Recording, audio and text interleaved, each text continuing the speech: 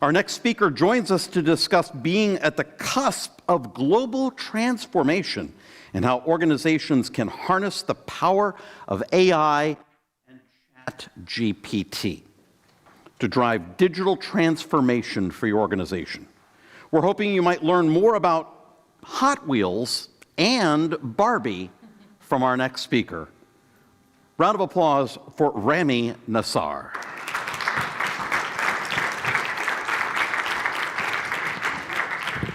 So I've actually got to tell you something I wasn't going to tell you. About 20 months ago, I was kind of in a car accident that looked a little like Mary's picture, but I was on a bike. The car looked kind of like that. Not 14 bones broken, but I think 6 metal plates, and I literally can't count the screws. At least 30 screws holding this arm together. And I actually remember my surgeon telling me to start lifting weights, and I was very excited. And he literally told me to go and buy 1-pound weights. The extra fun twist was I had a roughly 1-month-old baby at the time. So it sucked. Couldn't lift him, couldn't carry him. Didn't change a diaper for the subsequent 3 months. So I've been on diaper duty ever since then, unless I'm traveling, of course. So I'm Rami, it's nice to meet you all. And I have to tell you, on the note of young one, ever since the youngest age, I've just been fascinated with time and time travel. How unfair it is that time seems to just go in one direction for us. In fact, just last weekend, my now roughly 21, 22-year-old boy watched Back to the Future with me. First movie he's seen in his whole life, Back to the Future. And so something that struck me about 2 years ago, I read a book by Neil deGrasse Tyson. I don't know if you know him. He's an astrophysicist and an educator, and someone who inspires me personally. And this book had one idea that really resounded with me, and it came down to, and in my head, I framed it in the idea of time travel.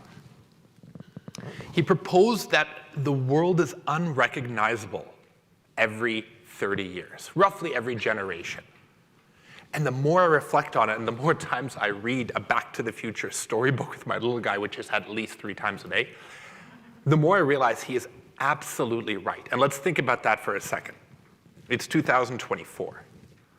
If we could go in a time machine, grab someone from 1994 and pull them into this room right here, right now, they'd be clueless on what we are doing.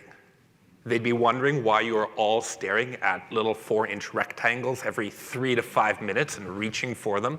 They wouldn't understand what was on our screen. Words like Google and TikTok and Snapchat and Instagram would be just nonsense sounds to them. And yet you can do that same exact experiment from 1964 to 1994, or really any kind of generational period. And so what I want to do today, actually, explore with you a little bit about how I think we are actually starting to accelerate, and technology is the driver of that acceleration, and that it might not actually take 30 years for the world to be unrecognizable again. It might be 10, it might be 15, it might be just 5. It's happening so fast. So why don't I tell you a little bit about myself.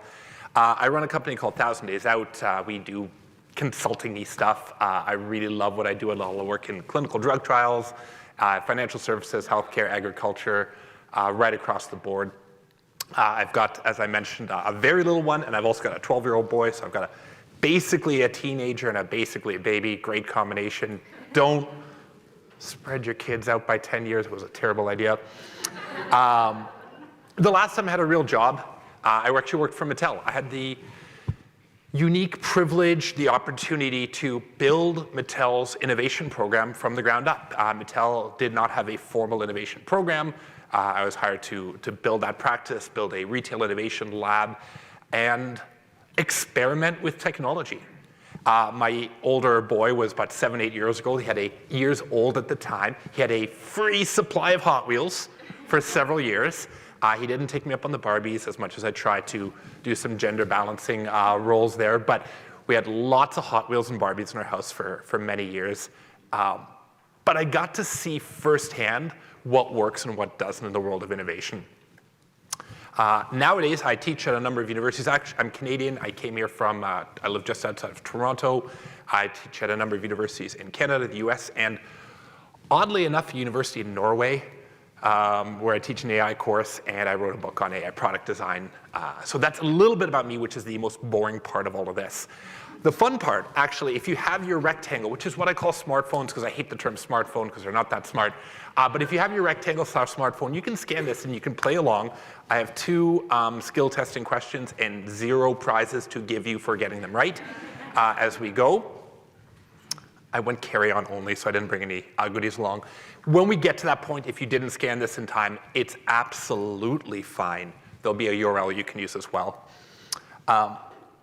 But maybe to begin, why don't I tell you what I'm excited about, because I'm a fairly excited person.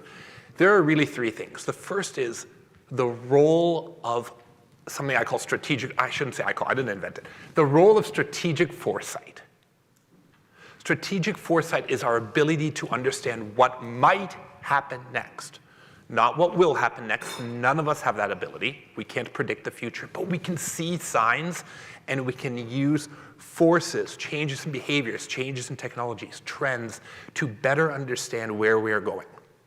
So that's the first thing. The second is technology. Right now, it's AI, it's the buzzword, it's really exciting. I've been talking about AI since way before it was cool. Now it's really cool, now it's really popular. But I find it fascinating for the most boring of reasons. I like the math. AI is actually just math, and I actually like doing the math, and I really like the math of it, and that's what kind of got me into it about a decade ago. But there are other aspects to our emerging technology landscape or ecosystem that leaders have to think about. Quantum computing, blockchain and cryptocurrencies, artificial intelligence, and believe it or not, synthetic biology. There are those who would say those forces are going to come together over the decade and change everything about the way we live, work, and play.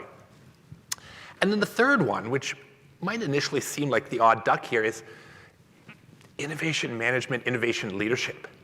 Innovation leadership is how we take technology and make it real within organizations, whether that's government, education, nonprofit, or enterprise. And that's where the work from Mattel kind of comes in. So I would like to know, when I say the word either futurism or strategic foresight, you can pull out your rectangle now, what words come to mind? And I'll give you my rough working definition of it as I do that. And for me, strategic foresight is not about what are the trends. It's not about what are the top 10 things that are going to shape something next year. It's actually about resilience. It's about understanding that the world we will run our businesses, the world we will run our organizations in a year, 2, 3, 5, 10 years from now, will look different than it does today. And if we are thoughtful about that and we look back, we can actually see forward. And that's where this idea, it's why I love time travel. Actually looking back, and I'm not a historian by any means, but looking back gives us the ability to see what is coming in the future and to look ahead. And it almost feels like a magical superpower to me. And so I'm not going to read this all to you, but it is always fascinating to sort of see what words come up, this idea of planning, technology, looking ahead, thoughtful, contemplating, anticipating. I really like the word anticipating. There are tools within the strategic foresight landscape that let us do this at a systematic level. And that's what I get excited about. I am not a person who comes up and said, here are the 10 things that are going to change your business or your industry over the next 5 years. I'm the person who comes up and says, here's how you can uncover those 10 things and figure that out and figure what it means to you. So my working definition of strategic foresight of futurism is the art and science of resilience to change. So let's talk, and I mentioned these already. Let's talk a little bit about the science side of it. I love asking people who this is. I have heard the wildest of guesses. Every once in a while, someone guesses right. I've heard everything from Plato or Socrates to someone who was convinced this was a depiction of Al Gore. I've looked it up. I don't see the resemblance. This is the Roman god Janus. In Roman mythology, there was a god of war, god of thunder. Janus drew the short straw when they were handing out god powers. Janus was the god of doors and gates. Why would the Romans believe that there was a god of doors and gates? Well, doors actually represented, and this is big, the duality of man. Janus represented the battle between good and evil, past and future, forward and backward. And your fun cocktail party fact of the day, the month of January comes from Janus. January is the month where you can look back at the year that just finished or look ahead to the year that has just begun.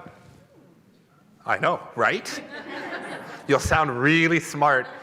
People will want to come talk to you when you tell them about Roman gods at a cocktail party. So the reason I'm showing you this is someone much smarter than me came up with a tool. It's called a Janus cone. And we're not going to read any of this on here, but this is a tool and a practical approach of looking backward to identify disruptions, milestones, economic events, social, political, health, technologies, and then not quite forecast, but extrapolate. Where do these trends, where do these forces, where do these changes in behaviors or expectations lead? And the idea of understanding future expectations is a wildly important thing. And I'll share with you very briefly. I still bike, even after my accident. I actually bought 2 bikes since the accident, 2 new ones. And I remember buying a bike from a company in Germany. This was a custom-built mountain bike to my specifications. And I had the final checkout online. It charged me $99 to ship it to Canada in 5 to 7 days. My gut reaction, I was like, what? I have to pay for shipping and it's going to take a week? Amazon broke my brain. Shipping is free. Shipping is same or next day. I truly blame them for changing my expectations, but that notion of changing consumer expectations, understanding where those goes, is a really important thing, and that is a singular point on that. But I'm sure everyone can think about how your expectations, whether as a consumer, as a parent, as a family member, as just a member of society, have changed over time. And that's a big part of foresight. So the Janus cone is a tool, it's an approach, it's a workshop-y kind of thing that you can do with teams to do this systematically and look to the future, even if you don't have a crystal ball. So I promised you something on time travel. I'm semi-obsessed with Back to the Future. So what I want to do is very quickly think about AI through 3 lenses. And those lenses are now, next, and never. So let's go back roughly 1 generation from where we are today. What happened in 1997? You can shout it out. Something very important. Several important things happened. I'll give you a hint. The first one, George Clooney, Time Magazine Person of the Year, though back then they actually called it Man of the Year. First Harry Potter book was published. Little Wizard Boy, first book, not even movie. Titanic sailed into theaters and into our hearts. But I would say the single most interesting thing that happened in my nerdy worldview was a game of chess. This is Garry Kasparov, the at the time world's best, highest rated chess player, playing against what looks like a lovely, fine looking gentleman on the right, but he's actually not playing against him. He's playing against a computer called Deep Blue. The person on the right of the image, his entire job is to look at what the screen says and move the piece in that space. Garry lost. It was the first time the world's best chess player had lost to a computer.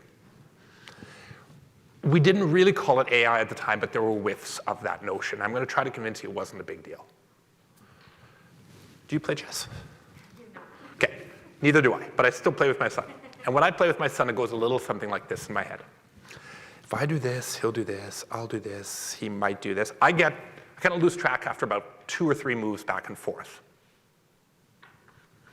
Deep Blue was a supercomputer. It could just do a lot of calculations. In fact, 20 billion calculations, the amount of time allowed for 1 move. That equated to seeing 24 moves and counter moves into the future. But not one combination of those moves. All of them. And so while we don't really think of it that way, but it was actually a time machine. It could see into the future. It could see millions of possible states that board could be in at the end, choose the best positional advantage, and just do the single move working towards that. So It's the exact same effect as if you wanted to break into my iPhone, you would try the code 0000, then 0001 and 2, and on average, after 5,000 attempts, you would have gotten it. We call it brute force. And that's all this was. It wasn't really AI. Now, if we jump back in our time machine for a moment here, we get this really cool, literal mirror image. This is Lee Sedol. Lee Sedol, in 2018, so 20 years later, was the world's highest ranked Go player. Go is a very, very simple game. The main difference between it and chess is that the board is bigger. It is so much bigger that the number of possible states the board can be in is estimated to be 10 to the 170. Now, if you've forgotten your scientific notation since high school, that is a 1 with 170 zeros behind it, roughly the equivalent of what your kid's national share of the debt's going to be in 10 years, from what I understood earlier. For contrast, the entire known universe is made up of about 10 to the 80 atoms. So we cannot use the technologies of yesterday to solve the problems of today. That's why it took 20 years to go from beating the world's best chess player to beating the world's best player of the game called Go. 20 years. That's where AI came in. Neural networks based very loosely on our human biology and how our brains work are what have unlocked this next generation of capabilities. Now that took 20 years. We only have to go 5 more years into the future, where last year, just out of curiosity, I typed into a generative AI tool, make me an image of Garry Kasparov playing chess against a robot. And it created this. Now, aside from the fact that you could trust me or you can Google it yourself, Garry Kasparov does not have 6 fingers on his right hand. I've triple checked that. This is a pretty good image. And if you break down just how much the algorithm understood about what I was asking for, this is remarkable. But this is what we can do today. And we need a great deal of imagination to think about what we can do tomorrow, that idea of AI next. Where is this all headed? So now, I want to ask you a skill testing question. I always come to this idea that a biologist named Edward O. Wilson put forward. In 2009, by the way, he said this: we have Paleolithic brains, medieval institutions, and godlike technologies. And when we combine those things, there's a ton of opportunity, but there's a ton of risk we want to think about. So let's start with the opportunity. I'm just curious on this room where you think the opportunities are, because I think it's remarkably interesting just not to see your own, but your peers' perspectives on a topic. So I'll give you a moment here I think you can vote for up to 3, I think I said it. And let me be clear, AI is going to disrupt a whole more than these 6 topics, but I wanted to pick a bit of a breadth of different areas of our shared world economy. So not surprising, labor and the future work is the biggest one here. It's one that I find fascinating because you will find many AI thought leaders and professionals who will say, AI will not displace work, it'll change the nature of work is. I don't think that's true. Because I don't think we were going to pour trillions of dollars into technology over the decade if we're not going to fundamentally change what labor even is.